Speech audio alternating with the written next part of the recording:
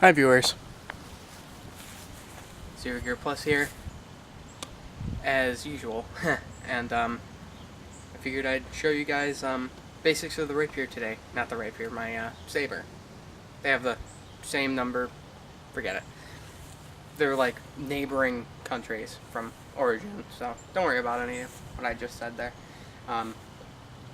It's a lot like a rapier, except it's a slashing type weapon. It's a gentleman's weapon like the rapier was, which is why it's a little bit similar, but it's not made for thrusting, lunging, stabbing, anything like that. This is a, I mean you can, but that's not what its intent was. This is a slashing weapon.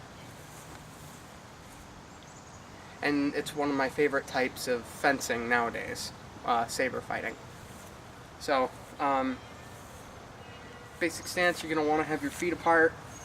If you're right-handed, you're going to want your right leg leading, left-handed, left leg leading. You're going to want, I know you can't see my feet, but you're going to want to separate them, I don't know, I'd say about 2 feet. And let your left and or right foot point that way, while the other foot is still pointing this way.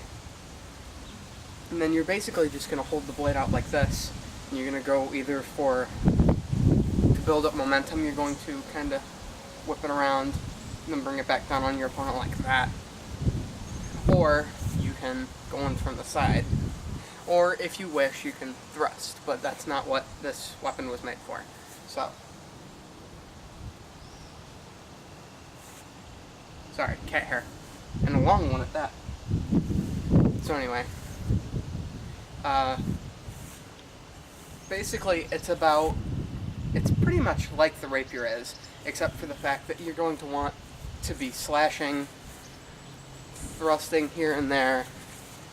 I wish I had another person to show you guys this stuff, but no, it's all about being suave, cool, collective, and always in control of your blade at the same time. Parry, thrust. Slash, slash, thrust, thrust, parry if necessary. It's not so much a blocking type weapon, because it's still, sabers, they were much stronger blades than rapiers were, but they're still fragile, thin blades, so it's still more of a parrying weapon. At least gentlemen, Spanish sabers were more industrial strength, that's how I'm going to say it, the more stronger sabers, like the Turkish and Indian sabers. Those were more blocking, heavy-duty sabers, but no, like gentlemen's Spanish sabers, those are more parrying weapons, because the blades are much softer. Well, not softer, they're probably just as hard, but they're a lot thinner, a lot smaller, so just got to be a little bit more careful. So again, more parrying type. I mean, you can block, probably, but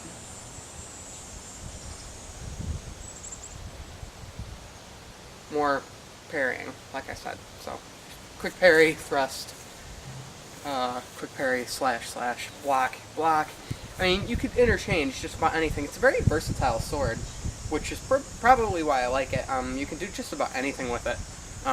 Take advantage of the handguard here for your knuckles. If you get into really close quarters combat, and I don't mean you're more than a blade length away, like if he's right here, and you've got each other's hands, so you can't exactly any kind of grappling, fighting.